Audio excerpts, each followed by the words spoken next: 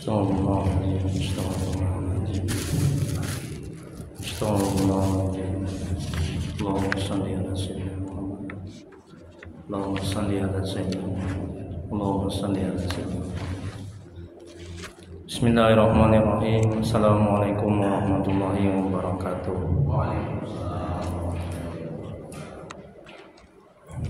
Terima kasih Pak. Alhamdulillahirabbil alamin wa bihi nasta'in ala umuri dunya waddin. Asyhadu an la ilaha illallah wahdahu la syarika lah wa asyhadu anna Muhammadan abduhu wa rasuluh. Allahumma shalli wa sallim wa barik ala sayyidina Muhammad abdika wa rasulika nabiyil ummi wa ala alihi washabihi ajma'in. Rabbi shrah li sadri wa yassir li amri wa hlul 'uqdatam min lisani yafqahu qawli. Rabbana zidna ilma warzuqna fahma waj'alna minas shalihin. Ya Allah, ya Rabb, ya Maha Pengasih lagi Maha Penyayang. Ampuni ya Allah dosa kedua orang tua kami. Ampuni ya Rabb dosa kami ya Allah. Ampuni ya Allah dosa kaum muslimin dan muslimat yang ya Allah, mudahkan kami mencari ilmu, mudahkan kami mempelajari ilmu, mudahkan kami ya Allah memahami ilmu dan mengamalkannya. Ya Allah, berkahi majelis ini, berkahi rumah kami ya Allah. Amin ya rabbal alamin. Mari kita mulai kajian manajemen qalbu, manajemen hati. Kita Al-Hikam karangan Syekh Imam Ibnu Athaillah As-Sakandari, semoga Allah merahmati dan membacakan kitab. Adapun pahalanya kita hadiahkan kepada Nabi Muhammad SAW dan sahabat-sahabatnya, kemudian untuk para tabi'in, untuk guru-guru kita, orang tua kita, untuk Syekh Imam Ibnu Athaillah As-Sakandari, dan untuk kaum muslimin dan muslimat pada umumnya. Al-Fatihah. A'udzu billahi minasy syaithanir rajim. Bismillahirrahmanirrahim. Alhamdulillahi rabbil alamin. Ar-Rahmanir Rahim. Maliki yaumiddin.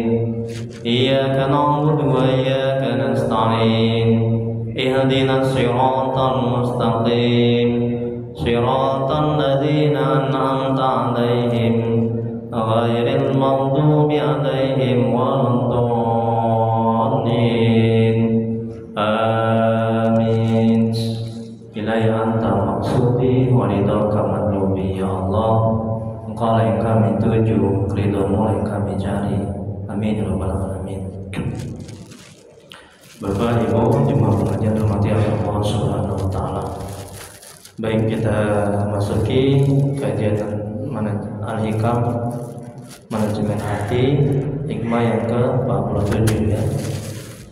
Nanti bagi yang belum mendapat hikmah yang ke-46 materinya nanti bisa diambil setelah pengajian usai. Syekh Al-Imam Ibnu Athaillah As-Sakandari, semoga Allah merahmati dan meridhoinya. Amin ya rabbal alamin.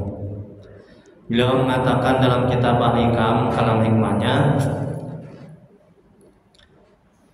jangan engkau pergi dari satu alam ke alam lain sehingga engkau menjadi seperti keledai, penggilingan yang berputar-putar. Tempat yang ia tuju adalah tempat ia beranjak. Namun pergilah. Terima kasih Pak Haji, semoga Allah membalas kebaikan Pak Haji. Amin ya rabbal alamin.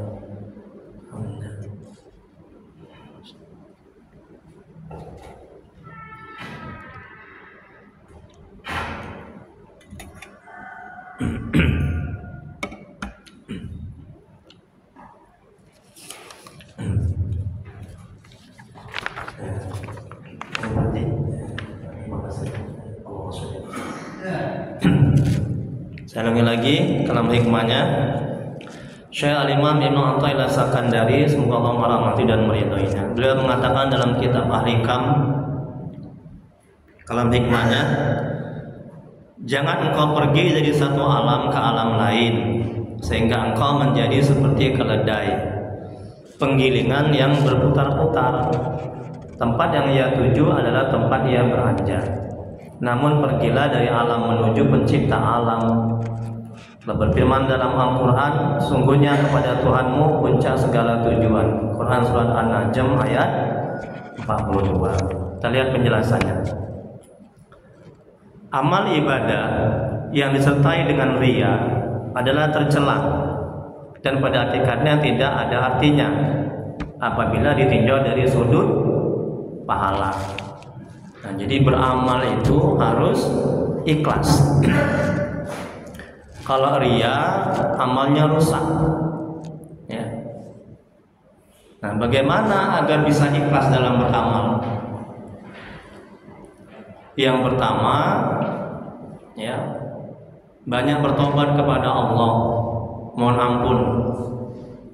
Yang kedua, cari ilmu tentang ikhlas. Nah, ilmu tentang ikhlas ada di kajian Al-Hikam Manajemen Hati. Ibu mau buat pecel, tapi nggak tahu ilmunya, bisa jadi pecel? Nggak bisa.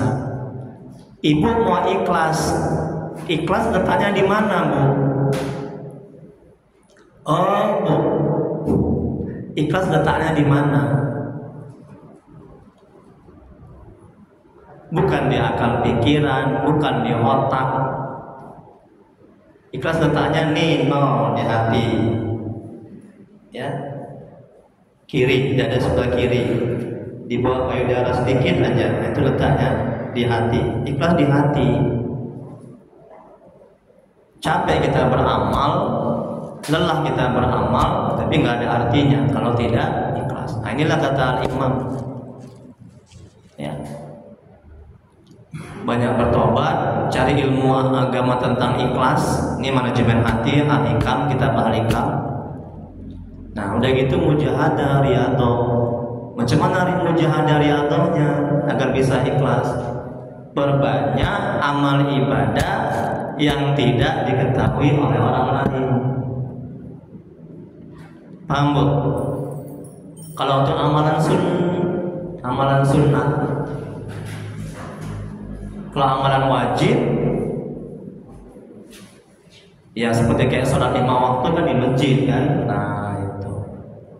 Tapi amalan sunnah seperti sholat sunat, ya, qobliyah, ba'diyah, itu sangat dianjurkan di rumah. Makanya kata Nabi Rasulullah SAW bersabda, jangan jadikan rumahmu itu seperti kuburan. Nah, untuk yang sunnah-sunnah, sholat tahajud, sholat sunnah qobliyah, ba'diyah, sholat rawatib, sedekah, ya, sedekah usahakan jangan diketahui orang. Nah, itu untuk melatihnya. Kalau udah bagus hati, maaf, kalau udah bagus hati, ya silakan mau di khalayak ramai kita sedekah. Tapi kalau hati ini masih belum bagus, dan rasa kaulah yang hebat, kaulah yang mulia, kaulah yang banyak uang. Kalau di kampung ini nggak ada orang selain kau, berusaha amal. Nah, ini udah nggak ikhlas, ya hati. Paham, Bu? Oh, Bu, paham, Bu? Ya. Ya, untuk amalan sunat, ya, untuk mujahadahnya riyadhah, ya, melakukan amal ibadah yang tidak diketahui oleh orang lain. Ya, itu untuk tahap awal, itu mujahadahnya riyadhahnya. Kita lanjuti. Bila seseorang beramal dengan, satu lagi, Bu, sebelum saya lupa tentang ikhlas. Kalau misalnya ibu sedekah, ini mujahadah riyadhahnya, ya, sama seperti kayak kita buang kotoran. Kita ke kamar mandi buang kotoran kan, ada nggak ibu ingat-ingat, oh tadi nikmat kali, oh tadi gini besar segala macam, ada ibu ingat-ingat? Nggak ada kan? Nggak ada kan, Haji Ustaz? Kayak kita buang sampah, ada nggak diingat-ingat? Oh tadi sampahku tadi besar, sampahku tadi bagus, ada diingat-ingat? Kalau kita sedekah, berbuat kebaikan, kita ingat-ingat, ya, itu akan muncul ketidakikhlasan, butuh dipuji, butuh diakui, ya, butuh dibalas. Kalau kita ingat-ingat, paham, Bu? Nah, sedekah lupakan, berbuat baik lupakan. Perbuatan baik jangan diingat-ingat. perbuatan buruk diingat. Ya. Nah kebalikannya, kenapa harus diingat perbuatan buruk? Agar kita termotivasi untuk mau bertobat dan tidak akan melakukan lagi. Jangan perbuatan buruk dianggap angin lalu, jangan. Nah kalau kebaikan lupakan, udah bantu orang lupakan. Kalau diingat-ingat, oh dia ini kalau nggak aku bantu, oh menderita dia, rusak amal, tidak ikhlas. Paham ya Bu ya? Jadi yang pertama tadi banyak istighfar, mohon ampun, ya. Jadi digempur dosa di hati itu, maksudnya di hati itu dengan istighfar, bersih. Dan yang kedua cari ilmu tentang ikhlas. Ini belajar manajemen hati kita paling utama. Tasawuf, ya. Tasawuf adalah ilmu bagaimana kita mendidik tentang hati. Tasawuf adalah bagaimana kita untuk bisa dekat dan mengenal Allah. Paham? Tasawuf adalah bagaimana kita ilmu untuk membersihkan hati, penyakit-penyakit hati. Paham? Ilmu tasawuf. Ya. Enggak selamat orang di dunia dan di akhirat kalau dia tidak mempelajari ilmu tasawuf. Itu penting dipelajari. Jangan hanya fikih, jangan hanya hadis, jangan hanya tafsir. Juga ilmu tasawuf, ilmu manajemen hati. Karena keselamatan orang juga bergantung sejauh mana dia terampil menata hatinya. Kita lanjuti. Bila seorang beramal dengan niat untuk mendapat pahala, limpahan karunia, martabat dan derajat dari Allah, maka niat yang demikian menurut para arifin adalah hamba yang telah dekat dan mengenal Allah adalah tercela dan masih kurang baik. Ini ada makom-makomnya. Dia untuk para wali-wali Allah, orang-orang sudah dekat kepada Allah, ya. Mereka kalau misalnya beramal niatnya untuk mendapat pahala masuk surga, itu bagi mereka itu tercela, masih belum baik. Nah kalau bagi orang awam tidak apa-apa, ya. Untuk memotivasi dia kalau beramal kasih duit, ya 10 juta. Dia beramal dia karena duit. Kalau untuk orang awam yang nggak ngerti ilmu agama, ya silakan, tidak apa-apa, itu untuk motivasi. Nah bagi para wali Allah, orang-orang sudah dekat kepada Allah, sudah mengenal Allah, para arifin ini, dia arif billah. Nah itu mereka menganggap kalau mereka beramal ibadah untuk mendapatkan dunia serta isinya, untuk masuk surga, bagi mereka itu tercela. Makanya Syekh Abdul Hasan As-Sazili itu gurunya Syekh Abdul Abbas Al-Mursi. Syekh Abdul Abbas Al-Mursi gurunya Syekh Imam Ibnu Athaillah Sakandari. Semoga Allah merahmati dan meridai mereka semua. Apa kata Syekh Imam Abdul Hasan As-Sazili? Amat buruk, sungguh buruk orang yang beramal ibadah, ya, tujuannya untuk dunia. Itu buruk katanya. Jadi dia beramal ibadah supaya dapat rezeki, supaya bisa makan, supaya bisa kemudahan segala macam. Itu kata Al-Imam Abdul Hasan As-Sazili, ada dalam kitab ini Al-Ikam. Itu buruk, nggak baik. Dan kita lihat tingkatannya, ya. Nah kalau kayak kita gini, ya silakanlah beramal. Atau orang awam lah, kita kan sudah tingkatan baik atau belum baik kita nih Bu. Saya takut bilang baik. Ya nanti ujung jadinya. ya masing-masing lah Bu ya. Kalau bagi saya ini belum baik ya. Saya belum seperti kayak wali-wali Allah, orang dekat kepada Allah. Jadi kadang beramal ya ingin niatnya kadang untuk rezeki dan segala macam. Tapi kita berusaha lah ya, beramal jangan untuk dunia ya. Beramal lillahi ta'ala karena Allah, mengharap ridha Allah, nanti ikut itu dunia serta isinya ya mujahadah lah, riyadhah lah. Jangan kita gini-gini ya, jangan beramal hanya untuk dunia, harus naik tingkat ya. Percuma lah belajar Al-Hikam, manajemen hati. Ini kitab yang tertinggi, yang paling baik, yang paling bagus ya. Kalau amal ibadah kita hanya gini-gini aja, beramal supaya anak masuk PNS, beramal supaya anak itu nurut, beramal supaya mendapat rezeki, jangan gitu lagi lah ya. Nah, coba belajar ya untuk naik tingkat. Kalau orang awam silakan. Kemudian berikutnya Allah berfirman dalam Al-Quran, maka celakalah bagi orang-orang yang sholat, yaitu orang-orang yang lalai dari sholatnya. Orang yang lalai dari sholatnya, orang yang menunda-nunda sholat, orang yang nggak khusyuk dalam sholatnya, itu celaka itu. Ya. Nah, orang-orang yang berbuat ria ini dan enggan menolong dengan barang berguna. Quran surat Al-Maun ayat 47.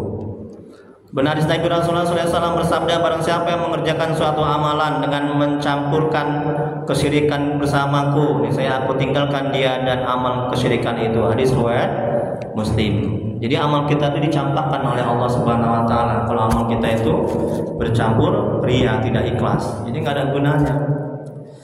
Ya. Satu lagi manajemen hatinya, Bu, agar kita bisa ikhlas. Kalau misalnya ibu beramal untuk tetangga misalnya, karena tetangga, ya, ini manajemen hatinya.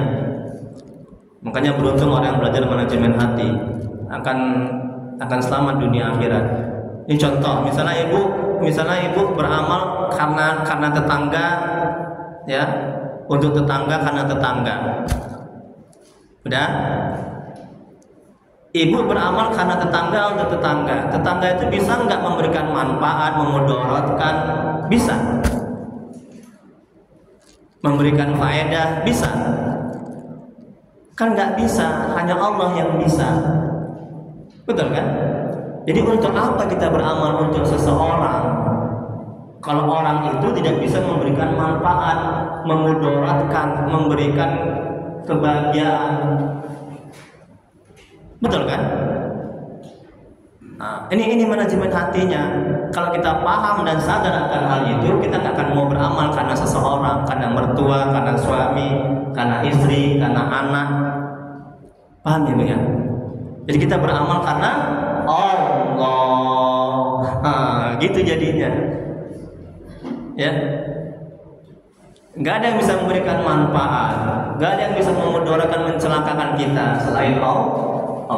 Ya udah kita beramal aja untuk Allah karena Allah. Nah itu manajemen hatinya. Kemudian berikutnya Syekh Abdullah Haris Al-Muhasibi, semoga Allah merahmati dan meridhoinya. Beliau berkata ada 3 faktor penyebab riya. Yang pertama ingin dihormati dan dikagumi. Nah ini tolong dipahami. Kenapa orang riya? Ya, dalam beramal karena ingin dihormati dan dikagumi. Inilah penyebab utama yang melahirkan 2 penyebab berikutnya.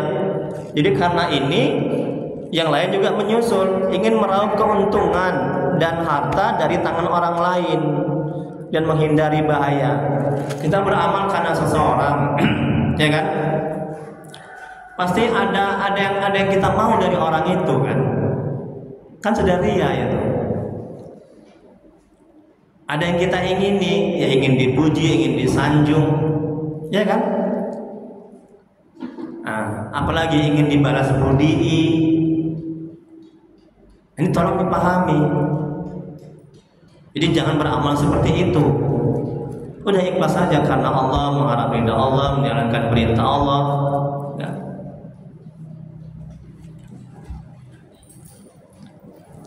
Kemudian berikutnya, seorang arif ditanya, mengapa manusia saling memperlihatkan amalnya satu sama lain? Ia menjawab, karena mereka saling membutuhkan. Nah ini kan.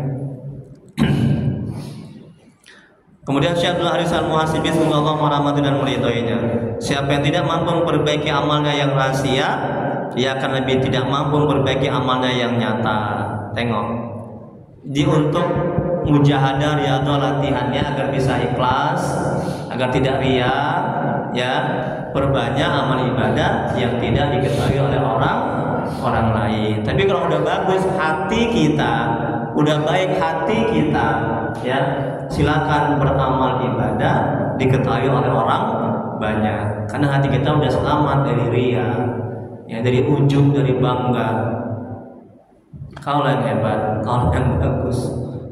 Aku yang hebat, aku yang bagus. Rusak amal ibadah. Di kampung ini nggak ada yang seperti aku nih mengaji alikam. Rusak hati ya. Kemudian berikutnya, seorang sufi berkata, orang yang terhadapnya kamu bersikap riya, Tidak dapat ini kan dia baru saya bilang tadi. Perhatikan Bu. Orang yang seorang sufi berkata,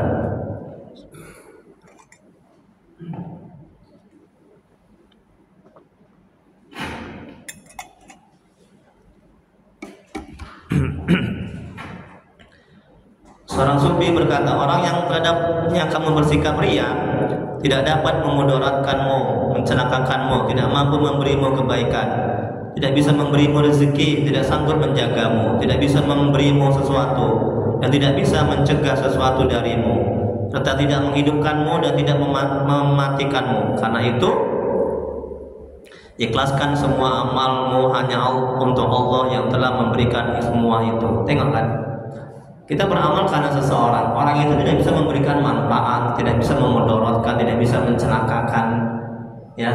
Jadi untuk apa kita beramal untuk dia?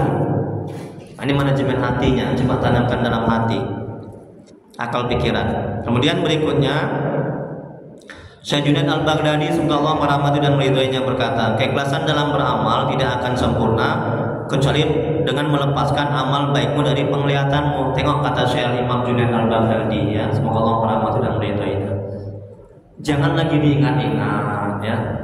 Jangan lagi dihitung-hitung, aku udah tahajud sekian, ya udah tahajud ini, malam ini tahajud segala macam. Jangan, ya.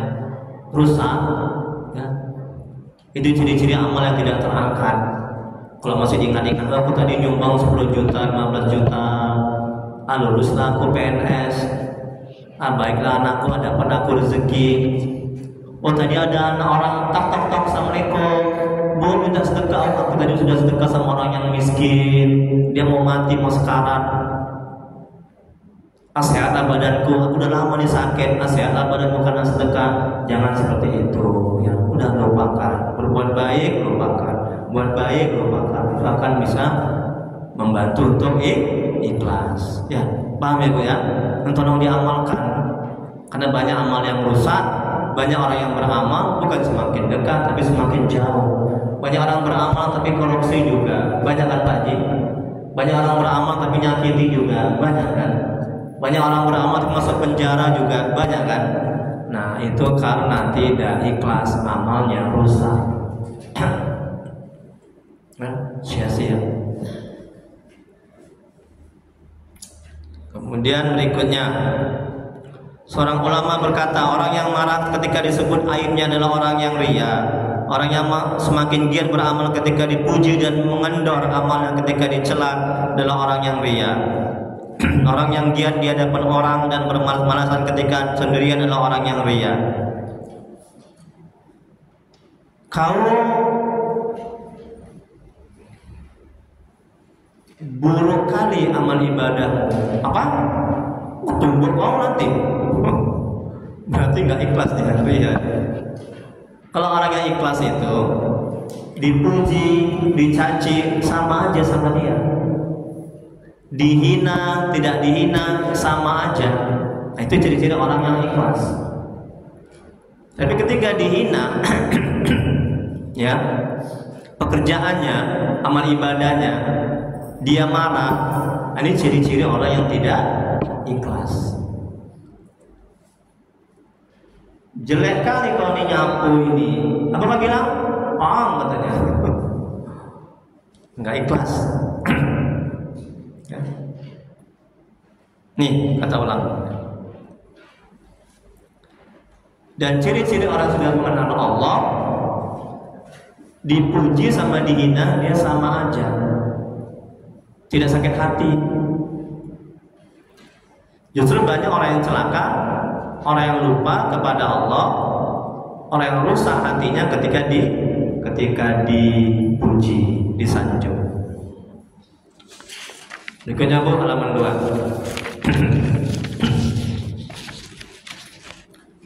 Syekh Budal bin Iyad semoga Allah merahmati dan meridhoinya berkata, selama seorang hamba masih terbiasa bersama manusia, maka ia tidak akan selamat dari riya. Tengok ini. Selama kita masih terbiasa kepada orang sama orang-orang yang buruk akhlaknya, kalau orang yang baik akhlaknya silakan temani, kawani.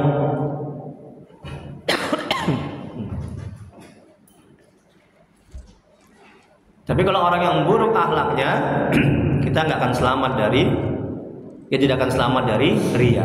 Makanya kata Nabi Rasulullah SAW bersabda, bertemanlah engkau kepada orang yang baik akhlaknya, atau seperti kata Nabi. Kemudian berikutnya Imam Hasan Al-Basri semoga Allah merahmati dan meridhoinya berkata, barang siapa mencela dirinya sendirian di keramaian, sungguh ia sedang memuji dirinya, dan itu adalah salah satu dari ciri orang yang riya. Mencela dirinya, aku ini bodoh, aku ini pau, aku ini tolol, aku ini banyak maksiat. Supaya apa?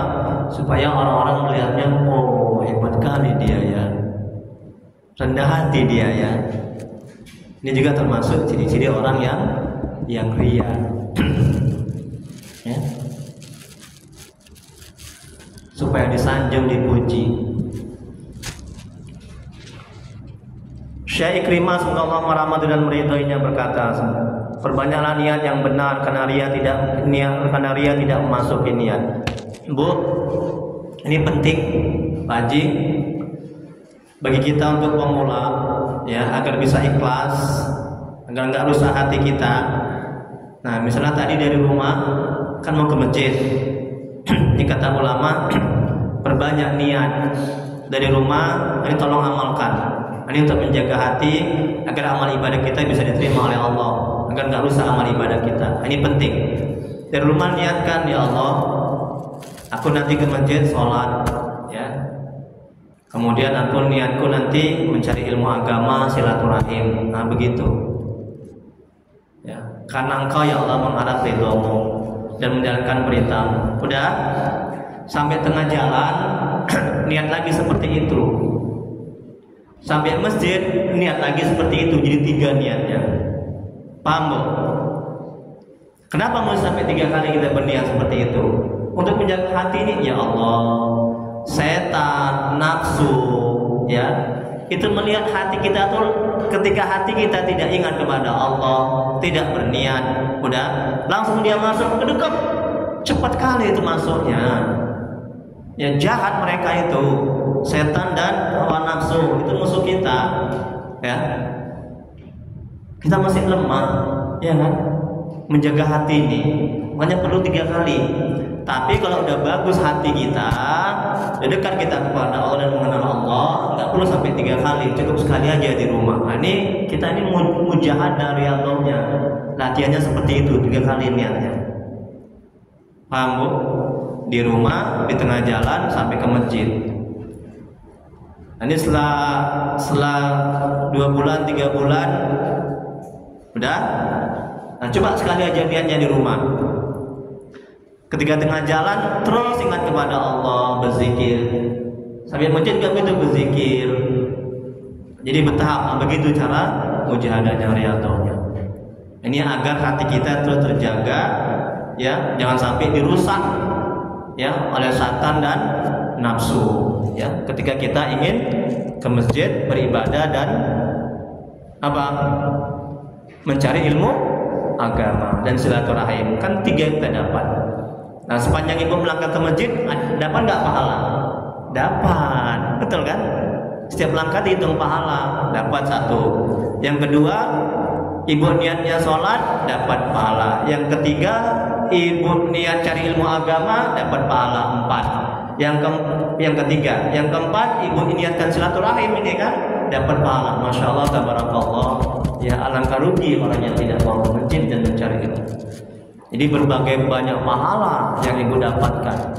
Tapi ingat, lagi-lagi kembali kepada kajian kita tadi, jaga hati. Pahala semua itu akan rusak, akan hilang kalau hati kita tidak dijaga, tidak baik. Kaulah yang hebat, akulah yang hebat, akulah yang mulia. Ya. Nah, aku kan ke masjid supaya dilihat tetangga aku ini orang yang hebat, ya. Orang yang belajar kitab Al-Hikam, udah nggak ada artinya itu, rusak semuanya. Kemudian ini tadi kata Syekh Ikrimah, perbanyak nih niat, ya. Nah, ini untuk tahap awal aja, yang untuk mujahadah riyadhahnya, latihannya. Nanti kalau sudah baik hati kita, nah baru cukup sekali aja di rumah niat itu, ya. Kemudian berikutnya Imam Syafi'i semoga Allah merahmati dan meridhoinya berkata, Termasuk tipu muslihat setan adalah meninggalkan perbuatan karena khawatir orang lain menganggapnya ria. Ini setan, gangguan. Jemaah saya juga banyak bertanya seperti ini. Ustaz, saya mau ke masjid, ya. Nah, tapi takut dikira nanti orang yang mulia, orang yang hebat. Ini termasuk tipu muslihat setan adalah meninggalkan perbuatan karena khawatir orang lain menganggapnya ria, meninggalkan perbuatan ketaatan karena takut khawatir orang yang menganggapnya itu orang yang mulia, orang yang hebat. Nah, ini gangguan setan, ya, nafsu. Jangan seperti itu. Kemudian berikutnya Syekh Salih Al-Mari, semoga Allah merahmati dan meridhoinya, berkata, apabila ada orang mengaku dirinya ikhlas dalam mencari ilmu, kabarkan kepadanya ada orang yang menyebut dirinya sebagai orang yang ria dan bodoh. Jika orang tersebut merasa lapang tidak marah dan atas kabar itu, apa yang diakuinya adalah benar. Sebaliknya, jika ia merasa tidak senang, apa yang diakuinya adalah dusta. Ini cara menguji orang-orang yang ikhlas. Nah, misalnya ibu kan, misalnya nih ya, saya bilang, Bu, ibu datang ke masjid ini kan karena ingin menunjukkan telekung ibu. Kalau ibu marah, berarti ibu nggak ikhlas. Nah, tapi kalau ibu nggak marah, berarti ibu ikhlas. Kalau memang nggak benar ibu datang ke masjid untuk menunjukkan telekung, ngapain kita marah? Betul? Kan logika kan? Ini manajemen hatinya. Ini tadi kata ulama ini tadi.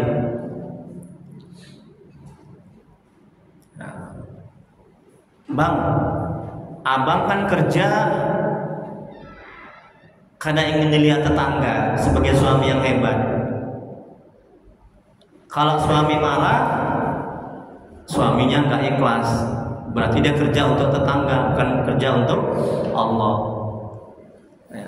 Jadi orang yang ikhlas itu dihina, dicaci, dipuji, sama aja sama dia, ya. Hatinya tenang, damai, tentram. Ustadz ini ceramahnya nggak enak. Kalau Ustadz marah, berarti nggak ikhlas. Ya, berarti dia ceramah itu ingin dipuji, disanjung, diakui dia ini orang yang hebat. Paham ya? Berikutnya, Syekh Abdullah Haris Al-Muhasibi, semoga Allah merahmati dan meridhoinya, berkata, godaan setan agar ria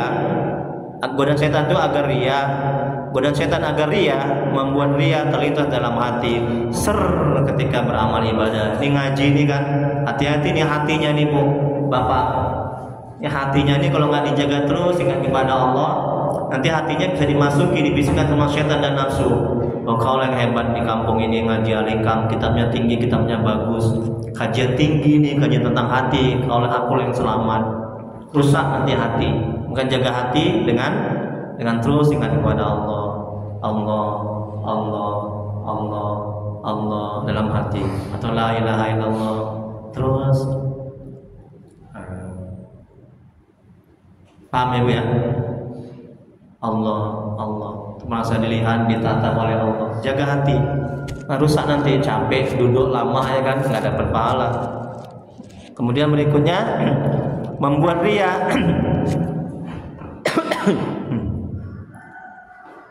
Membuat ria terlihat indah dan menyenangkan. Kan enak, kan senang itu ria itu ya. Kita di ibadah dilihat kan senang kan, itulah nafsu itu tadi. Senang kali kita itu. Apalagi dibilang, oh kau tadi sholatnya, betul-betul hebat, khusyuk. Di kampung ini nggak ada orang yang sholatnya kayak kau nih, wang kupingnya. Langsung dia bilang, aku lama loh di pesantren. Kamu tahu nggak, guruku, kiaiku udah rusak, ya. Kemudian berikutnya, ini tadi membuat ria terlihat indah dan menyenangkan, mendorong amal dengan ria setelah perasaan ria disukai hati. Kemudian berikutnya Imam Ja'far As-Shadiq, semoga Allah merahmati dan meridhoinya, berkata, orang yang suka pamer memiliki 3 tanda, yaitu bermalas-malasan bila sendiri. Bu, ketika sholat di masjid, Allahu Akbar, Bismillahirrahmanirrahim. Ini ada mertua di sebelah ini. Kau dilihat menantu yang paling taat. Sami Allah. Ayatnya dibuatnya panjang-panjang. Alif Lam Mim. Zalikal kitabu la raiba fihi hudan lil muttaqin. Panjangnya, hebat kali hafalannya. Siapa dulu dalam hati? Dah, itu di masjid, di rumah. Allahu Akbar. Subhanallah wa bihamdihi. Qul huwallahu ahad, Allahus samad. Rusak. Nah ini ya, ingat ya. Kata Imam Ja'far As-Shadiq, orang yang suka pamer memiliki 3 tanda, yaitu bermalas-malasan bila sendiri. Kalau sendiri di kamar, ya sholatnya cepat-cepat. Udah. Kalau di masjid banyak orang, sholatnya lama-lama. Ya, nah itu ciri-ciri orang yang tidak ikhlas, ria. Ibu kayaknya menghayati kayaknya. Aku gitulah Ustaz. Enggak lah, bercanda ya Bu ya. Ustaz ini buruk sangka aja ya. Tapi kayaknya kita ngalami ya Bu ya. Saya juga sendiri juga begitu loh kadang-kadang, seorang Ustaz. Saya istighfar, mohon ampun. Ya belajar lah Bu ya. Lebih baik lagi lah ya. Saling mengingatkan, kan berarti saya udah hebat kali, udah bersih kali, udah ikhlas kali ya. Ya. Ada mengingatkan ya. Kemudian berikutnya ini tadi bermalas-malasan bila sendiri, giat dan gesit bila bersama orang lain. Nah ini, bila ada mertua, ya, menantu, tetangga, tamu, nah, itu. Bertambah tekun dalam beramal jika dipuji orang dan berkurang jika dicela. Yaitu tadi, kau nih beramal ini jelek kali. Nah itu. Kendor dia pucat, sakit hati, nggak cakepan. Awas kau ya 7 turunan ya, kusumpahi kau. Sakit kali hatiku, kau ejek, kau hina gitu. Padahal aku beramal sudah bagus lah. Rusak amal ini. Kemudian berikutnya Syekh Abdul Haris Al-Muhasibi, Syekh Imam, semoga Allah merahmati dan meridainya. Manusia terbaik adalah orang yang sukses menepis ria, begitu terlintas dalam hati. Ini Bu penting. Ketika kita gini, Allahu Akbar, terlintas dalam hati gangguan setan dan nafsu. Oh, kau yang hebat di masjid ini, kau yang taat. Nah, jangan diikuti, tepis. Udah, gimana cara tepisnya? Langsung hati kita ingat kepada Allah. Nah, makanya sangat dianjurkan kita berimam, bermakmum, berjemaah. Ya. Nah, jadi kita ketika si imam membaca ini, itu akan menambah keikhlasan dan menambah khusyukan, biar tidak diganggu setan dan nafsu. Ketika imam membaca, kita menghayati, merenungkan ayat-ayat itu, bukan mengartikan, ya, tapi menghayati, merenungkan maknanya, bukan mengartikan ya. Jangan ketika imam baca Qul huwallahu ahad, kita artikan dalam hati, katakan Allah itu satu. Jangan seperti itu. Ya Bu ya. Nah, ini untuk menambah keikhlasan, ya, untuk bisa khusyuk agar tidak diganggu setan dan nafsu ketika kita beramal. Kan sangat dianjurkan di masjid.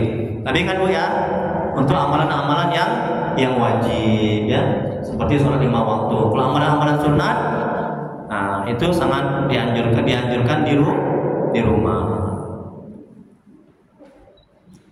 Kemudian berikutnya,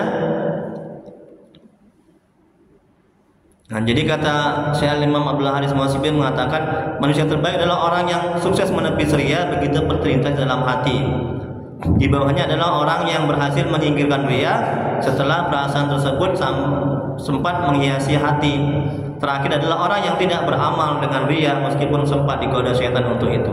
Pasti Bu, ya, pasti kita akan ketika beramal ya ini mengaji nih ya, makanya dijaga hati kita itu, dihembuskan, dibisikkan itu ke hati kita itu ya. Kalau yang hebat mengaji ya, kalau yang di kampung ini yang alim, yang banyak ilmunya, nah langsung istighfar, astagfirullahaladzim, katakan, bacakan ta'awudz, auzubillahi minasyaitonirrajim. Pak, pikir itu setan, nafsu itu lemah, jinak terkekang.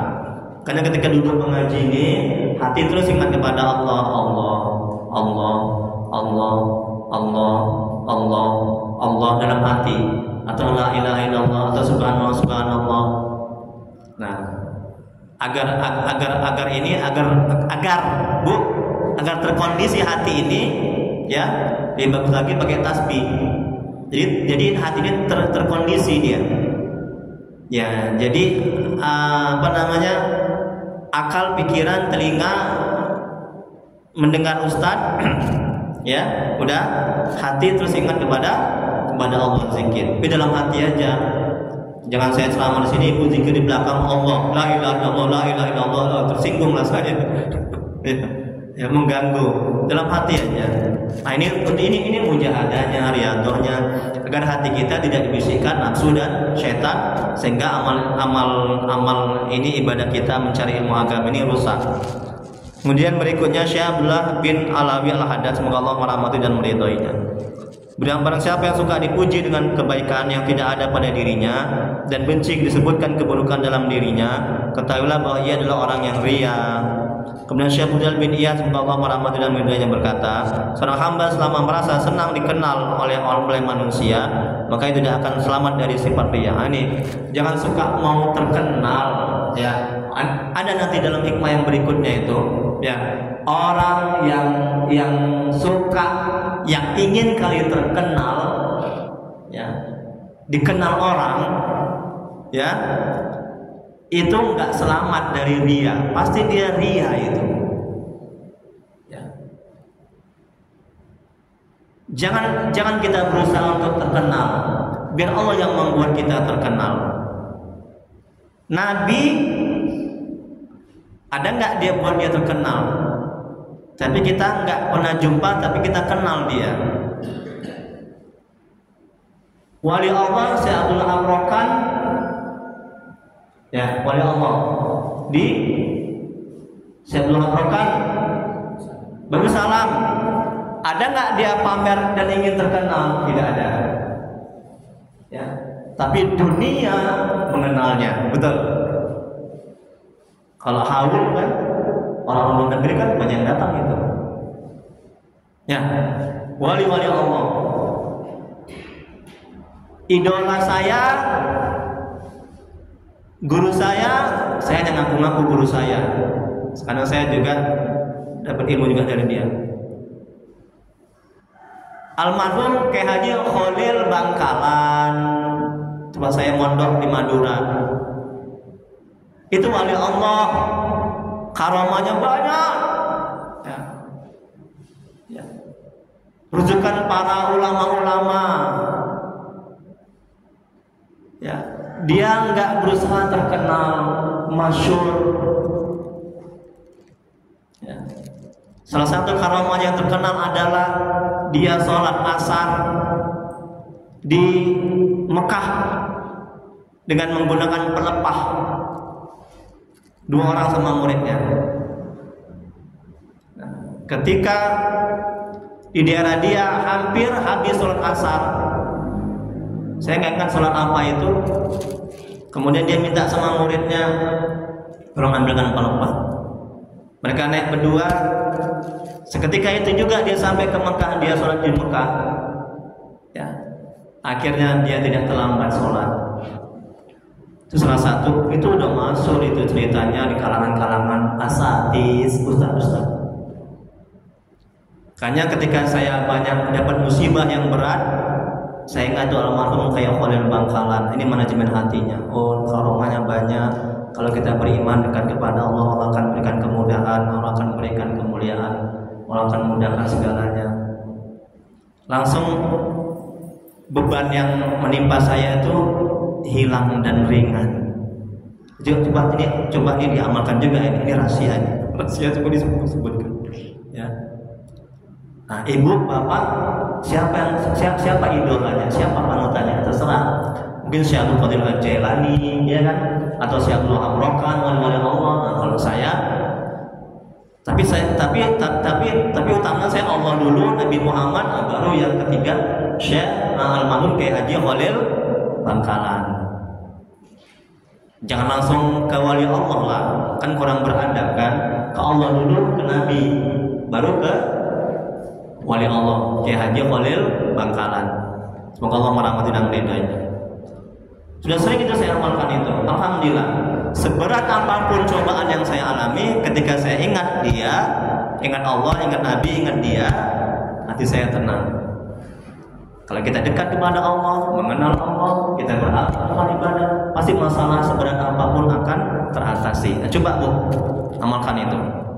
Saya sudah amalkan. Kemudian berikutnya, yang mana sekarang Bu? Syekh Budal bin Iyad. Ini ulama besar ini, semoga Allah merahmati dan meridhoinya. Seorang hamba selama merasa senang dikenal oleh manusia, maka tidak akan selamat dari sifat riya. Gak usah ingin terkenal, gak usah ya, rusak nanti amal, gak selamat dari riya. Kemudian seorang meminta tuntunan kepada Abu Yazid Al-Bustami, semoga Allah merahmati dan meridhoinya. Ini juga seorang wali Allah. Dia berkata, Tuhan, berikanlah wasiat kepadaku. Saya menjawab. Oh, ini terakhir di halaman 3 ya. Ada lagi. Komisi halaman 2. Apa katanya? Saya menjawab, jika Allah memberikan segala-galanya mulai dari ars hingga ke dasar bumi, maka mohonlah kepadanya. Bukan itu yang engkau maksudkan, tapi engkau lah yang Allah yang aku kehendaki. Nah ini ya. Jadi jangan beribadah karena dunia, ya, tapi beribadah karena Allah, mengharap ridha Allah. Dunia itu akan ikut itu. Kemudian Abu Sulaiman Al-Darami, semoga Allah merahmati dan meridhoinya, berkata, jikalau dipilihkan kepadaku antara sembahyang dan 2 rakaat dan atau masuk surga Firdaus, maka aku sungguh memilih sholat 2 rakaat. Sebab di surga adalah menurut untung bahagiaku, tetapi aku dalam sholat adalah beserta Tuhanku. Tengok kan?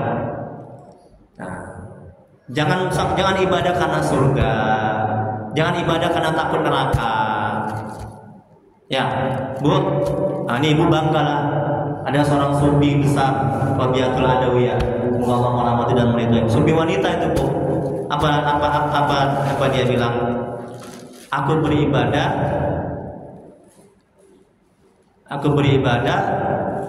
tidak bukan karena takut neraka dan bukan juga karena ingin masuk surga, tapi aku beribadah karena aku cinta kepada Engkau ya Allah. Jadi makamnya makam mahabbah, cintanya udah mentok kali, cinta kali, sehingga ketika ada orang ulama yang ingin melamarnya dia nggak mau menikah, takut hatinya terbagi, ya, hatinya mendua. Hebat, semoga Allah merahmati dan meridhoinya. Banggalah Ibu, ya, seorang sufi wali Allah wanita. Ya, banyak wali-wali Allah wanita ya. Kemudian berikutnya Syekh Abdullah bin Alawi Al-Haddad, semoga Allah merahmati dan meridhoinya. Barang siapa yang suka dipuji dengan kebaikan yang tidak ada pada dirinya dan benci disebutkan keburukan dalam dirinya, ketahuilah bahwa ia adalah orang yang riya. Tengok kan? Yang terakhir Bu, halaman 3. Baru jam 6 ya, jam buru-buru. Pahala, limpahan karunia, martabat dan derajat adalah semuanya alam. Pahala alam, karunia, martabat alam, derajat alam, ya. Jangan kita beramal tujuannya alam-alam itu, udah, tetapi beramallah dengan tujuan Allah semata. Tengok kan? Semata-mata niat dan tujuan karena Allah, artinya karena perintah Allah, mengharapkan ridha Allah. Kewajiban kita selaku hamba Allah karena hak Dia selaku Tuhan yang Maha Pencipta. Allah berfirman dalam Al-Quran, dan bahwasanya kepada Tuhanmu lah kesudahan segala sesuatu. Surah An-Najm ayat 42. Bila kita beribadah ingin kedudukan, berarti kita mengharapkan makhluk, betul? Ya kan? Kalau kita beribadah mengharapkan surga, surga juga makhluk Allah, Bu. Surga makhluk Allah, neraka makhluk Allah. Berarti kalau kita beribadah ingin surga, berarti kita mengharapkan makhluk. Jadi jangan kita berpindah dari satu makhluk kepada makhluk yang lain. Nah, ini dia tadi di kalam hikmah yang di depan. Jangan kita berpindah dari satu makhluk kepada makhluk yang lain. Jangan kita beribadah karena makhluk. Jangan kita beribadah supaya mendapat rezeki, supaya anak soleh, supaya anak taat, supaya masuk surga. Rezeki, taat, kesolehan, surga itu makhluk. Rasulullah SAW bersabda, barang siapa yang sibuk beribadah kepada Allah, Allah jamin kehidupannya. Tengok kan? Jadi masa kita beribadah supaya dapat kerjaan, ya, supaya dimudahkan urusan, ya, jangan, ya, ibu ya. Ayo mulai sekarang. Sanggup nggak, Bu? Berat Ustaz, saya banyak utang. Tengok nih kata Nabi, ya. Nah, Rasulullah SAW bersabda, barang siapa yang sibuk beribadah kepada Allah, Allah jamin kehidupannya. Cukupkan rezekinya dan diberi rezeki yang tidak terduga-duga. Rasulullah SAW bersabda dalam hadis yang lain, barang siapa yang sibuk beribadah kepada Allah, dunia akan datang menyerah kepadanya. Tengok kan? Kita menanam padi, rumput ikut. Kita menanam rumput, jangan harap padi akan ikut. Kita beribadah aja. Ya, nggak usah pikirkan dunia, anak, masalah rezeki, uang, hutang. Ya, pasti itu, yakin. Kalau nggak yakin ya susah. Coba berapa banyak yang nggak ibu minta tapi Allah kasih, betul? Bu, Bu. Ada nggak ibu minta tadi malam bisa belajar ahlikam manajemen hati sekarang? Ada diminta?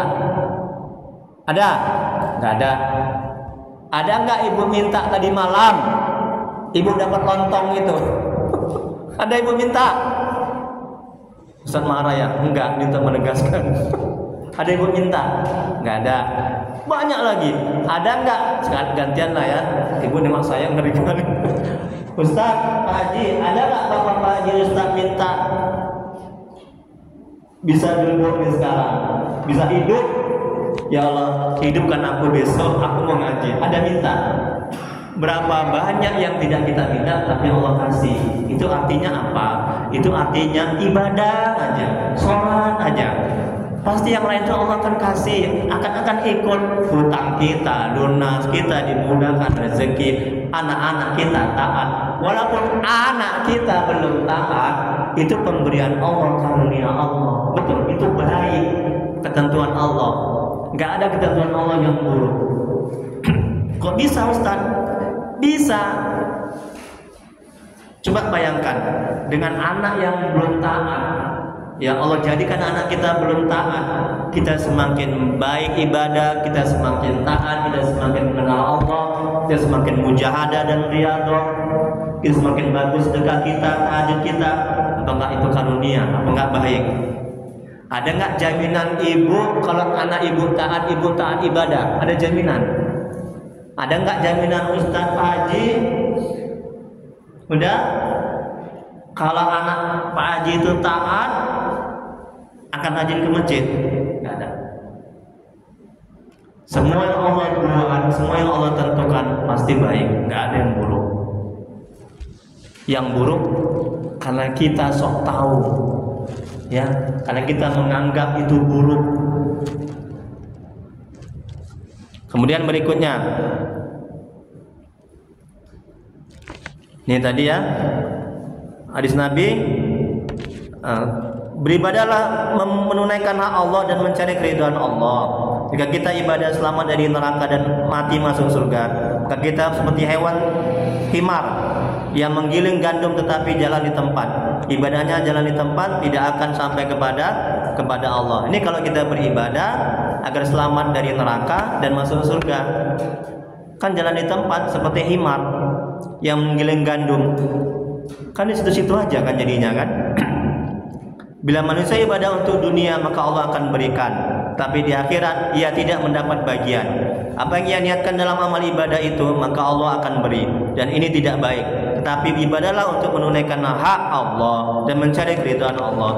Orang yang beribadah karena ingin masuk surga, maka ketika mati masuk surga dan ia tidak bisa melihat Allah, kurang keikhlasannya dalam beribadah. Orang-orang yang melihat Allah dalam surga adalah mereka yang senantiasa di dunia ingin melihat Allah. Bertemu Allah di surga adalah puncak kenikmatan yang ada di surga. Beramal ibadah untuk menunaikan hak kehambaan, melaksanakan hak ketuhanan tanpa memandang kepada dirinya. Ini yang dinamakan ikhlas muqarrabin. Kalau kita ibadah mengharap ridha Allah, bila Allah ridha maka segala kebaikan akan diberikan kepada kita. Jadi alangkah ruginya bila kita ibadah mengharap makhluk. Satu lagi Bu, agar bisa ikhlas. Perhatikan. Udah banyak saya kasih tips cara agar bisa ikhlas.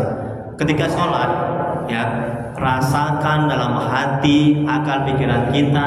Ibu, tolong diamalkan ini. Ya, sudah banyak saya kasih tips cara supaya bisa ikhlas. Nah, ini juga saya berikan lagi agar bisa ikhlas. Rasakan dalam hati, akal, pikiran kita, terutama dalam hati kita. Ketika ibadah coba rasakan dalam hati. Ya, ini sebelum kita ibadah. Nah, ketika ibadah juga begitu, nanti akan terbawa itu nanti bahwa kita beramal, kita bisa beramal ibadah kalau karena Allah yang menggerakkan hati kita. Karena Allah yang membuat kita bisa beribadah. Karena Allah yang menghendaki atas izin Allah. Ya, coba tolong sadarkan dalam hati seperti itu. Allah yang membantu. Ya. Allah yang memudahkan. Jadi untuk mendekati paham seperti kayak wayang sama dalang. Dalang sama wayang. Nah, dalangnya itu dalam tanda kutip ya Allah. Wayangnya adalah kita. Jadi kita la Allah wala quwata illa billahil aliyil azim. Tidak daya dan upaya kecuali dengan bantuan pertolongan Allah semata-mata. Sadarkan dalam hati kita bisa beramal ibadah karena bantuan pertolongan Allah, anugerah dari Allah. Coba begitu coba. Terus nanti. Insyaallah bisa ikhlas. Kemudian yang terakhir, untuk mengetahui amal yang masuk untuk kepentingan diri dan murni karena ridha Allah. Contohnya, ada dua macam ibadah. Ibadah yang pertama lebih besar pahalanya, ibadah yang kedua lebih kecil pahalanya. Bila kita memilih ibadah yang lebih kecil pahalanya, berarti ada kepentingan diri atau nafsu dan kurang keikhlasannya. Bila kita mementingkan ibadah yang besar pahalanya, berarti kita mementingkan keridhaan Allah. Barang siapa yang beramal karena Allah dan merasa dengan pertolongan Allah, dia akan mencapai kedekatan dengan Allah. Dan kita sudah dekat kepada Allah, kita berhak duduk di martabat hamba Allah. Wallahu a'lam. Hanya Allah yang Maha mengetahui. Kembali Bu, dalam hikmahnya. Tengok lagi Bu. Nah, jadi Syekh Al-Imam Ibnu Athaillah Sakandari, semoga Allah merahmati dan meridhoinya, mengatakan, perhatikan dalam hikmahnya. Jangan engkau pergi dari satu alam ke alam lain sehingga engkau menjadi seperti keledai penggilingan yang berputar-putar. Tempat yang ia tuju adalah tempat ia beranjak. Tengok nih kata Imam. Jadi maksudnya jangan kita beribadah seperti keledai di penggilingan, kan di situ-situ aja kan nggak pergi kemana-mana dia kan. Betul kan Bu? Ketawa Ibu. Kenapa ketawa Bu? Ya, ini bagus sekali ini. Artinya apa? Artinya kalau kita beramal, tujuan kita surga, karena surga, takut neraka, beramal supaya hutang lunas. Kayaknya Ibu banyak hutang. Dihayati. Beramal supaya anak itu taat, ya,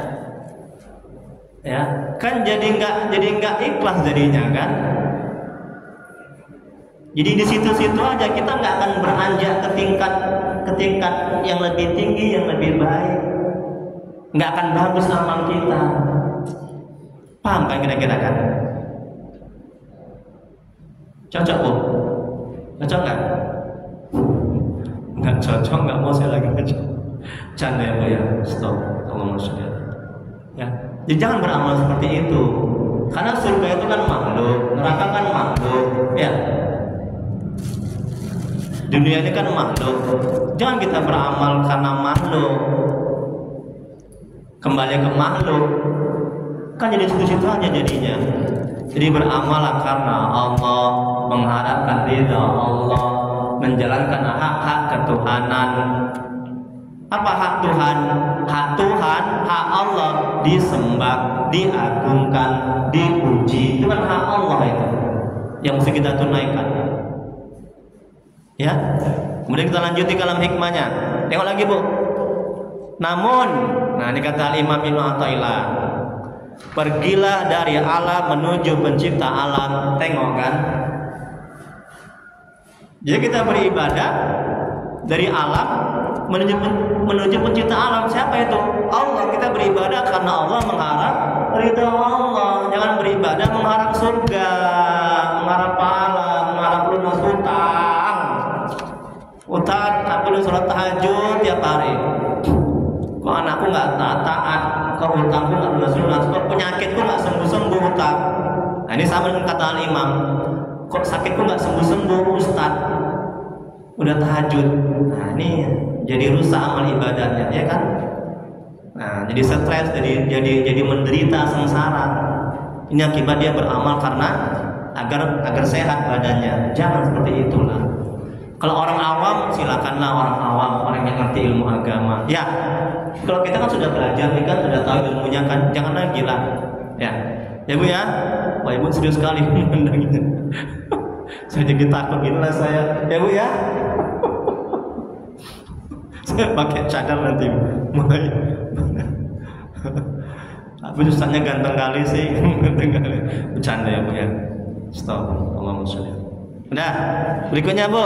Tengok lagi Bu kalam hikmahnya. Jadi firman Allah dalam Al-Quran. Ini juga, dan ini dia dalilnya ini. Quran An-Nazm ayat 42. Apa kata Allah? Sesungguhnya kepada Tuhanmu puncak segala tujuan. Bukan surga tujuan kita, bukan neraka, bukan dunia beserta isinya, ya. Tapi Allah tujuan kita. Ilahi anta maksudi, ya Allah, engkau yang ku maksud, yang ku tuju.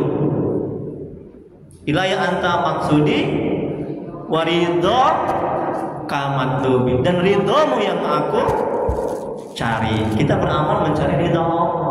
Kalau Allah udah ridho, semuanya Allah akan kasih. Masya Allah, gerem saya lihatnya. Wah, mau silakan bertanya Bapak Ibu. Kalau ada yang bertanya, makanya kita ada jam 6 baru. Masya Allah. Apa kabar Pak Haji, sehat? Alhamdulillah. Silakan. Masya Allah, tabarakallah. Antara wujud dengan ria tipis ya Pak Haji, Masya Allah. Iya, jadi macam mana cara mengatasinya gitu Pak Haji ya? Pintar Pak Haji, alhamdulillah. Halus, tipis, ria itu ya, letaknya di hati. Macam mana cara mengatasinya? Boleh ditulis, biar ingat, atau ingat di hati, di akal pikiran. Yang pertama, banyak bertobat. Sepanjang hati kita masih banyak maksiat dan dosa, kita nggak akan bisa ikhlas. Pasti kita ria. Paham Bu? Astagfirullahaladzim. Syarat tobat itu 3 kata Imam Nawawi sallallahu alaihi dalam beliau itu. Pertama, menyesali. Yang kedua, meninggalkan. Yang ketiga, berjanji tidak mengulangi. Kalau ada barang yang orang ambil, kita pulangi. Tobat kita nggak diterima oleh Allah kalau barang orang yang kita ambil tidak kita pulangi. Dan kemudian yang berikutnya ditambah lagi, kalau ada orang kita zalimi, kita minta maaf. Tobat kita nggak akan diterima oleh Allah kalau kita tidak minta maaf. Paham Bu? Maka jangan nyakiti orang, jangan zalimi orang. Ya. Kalau kita berdosa sama Allah, kan gampang kita tobatnya, insya Allah diterima. Tapi kalau sama manusia, kita ada nyakiti, zalimi, ya, kalau dia nggak maafkan kita, Allah tidak akan memaafkan kita, menerima tobat kita. Hati-hati. Gue kok serius sekali memandanginya. Ustaz, aku gitulah Ustaz sama tetanggaku. Mudah-mudahan enggak ya Bu ya. Ya. Udah, itu yang pertama. Toh, buat banyak istighfar, mohon ampun. Saya sama orang-orang yang saya ruqyah, ya, jemaah-jemaah saya yang kena gangguan jin, setan, yang dia main dukun, syirik segala macam. Saya suruh itu. Bapak Ibu sekarang udah sembuh, udah sehat. Banyak bertobat, istighfar, mohon ampun kepada Allah. Yang kedua, cari ilmu agama tentang ikhlas, tentang riya. Inilah di sini nih manajemen hati, kitab Ahkam Tasawuf, ilmu tentang ikhlas, riya. Ini bukan kajian fikih kan? Nggak ada di fikih kan tentang riya, ikhlas kan? Ini tentang manajemen hati. Udah, itu yang kedua. Nah, yang ketiga, mujahadah riyadhah. Macam mana mujahadah riyadhahnya? Itu tadi, berbanyak amalan sunat yang sunat di rumah. Sunat qabliyah, ba'diyah di rumah. Ya, sedekah, usahakan jangan diketahui orang. Ya, apalagi berbuat baik usahakan jangan diketahui orang. Sembunyi-sembunyi aja. Ya, diam-diam aja. Hanya untuk melatih keikhlasan itu tadi. Ya. Ada berapa itu? Tapi kalau sholat wajib ke masjid ya. Yang wajib ke masjid. Ada berapa itu? Ada berapa, Bu? Yang saya berikan cara supaya bisa ikhlas, tidak riya. 3 atau 4 tadi? 4. 3. Yang keempat, sudah beramal, lupakan. Sedekah, lupakan. Berbuat baik, lupakan. Maaf cakap, sama kayak kita baru dari WC, sama kayak kita buang buang sampah. Ada nggak diingat-ingat? Orang yang beramal ibadah diingat-ingat, ya, itu akan minta dipuji, diakui, disanjung, dimuliakan, dan minta dibalas budi.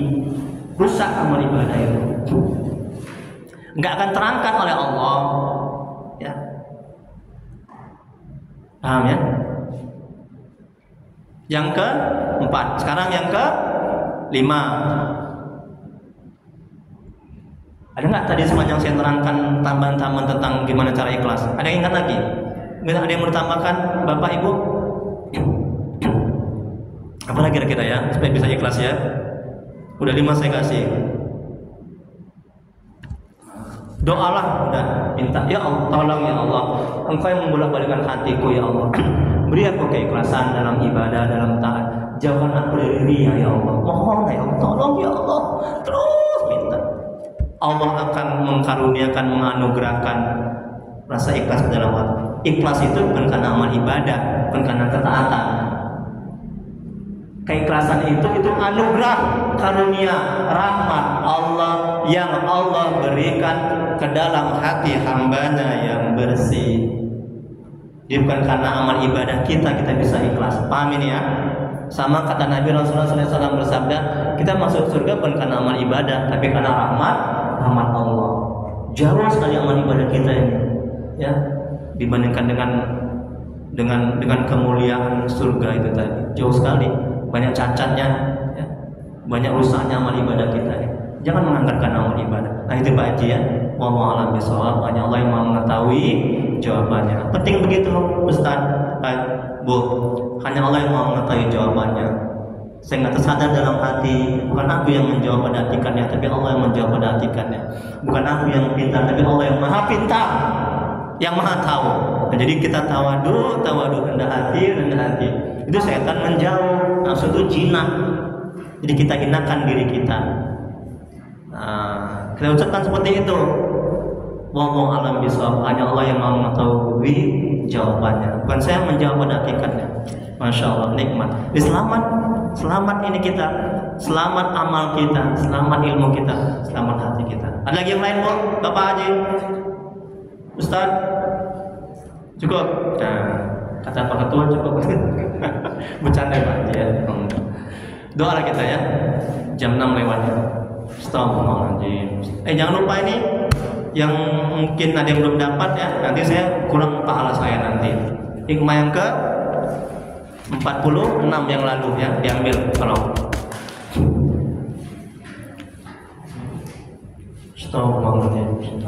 Kenapa Pak Haji? Ada yang bertanya? Satu aja, terakhir. Ada? Enggak ada? Astagfirullahaladzim, astagfirullah. Allahumma shalli ala sayyidina. Allahumma shalli ala. Bismillahirrahmanirrahim. Alhamdulillahirabbil alamin. Hamdan yu'ti ni'amahu wa yukafi mazidah. Ya Rabbana lakal hamdu kama yanbaghi li jalali wajhika wa azimi sultanik. Allahumma shalli ala sayyidina Muhammad wa ala sayyidina Muhammad. Bismillahirrahmanirrahim. Tawasul wa rahmatullahi wa barakatuh. Berkah mulia Nabi Muhammad sallallahu alaihi wasallam. La ilaha illa anta subhanaka inna kunna minaz zalimin. Ampuni ya Allah dosa orang tua kami.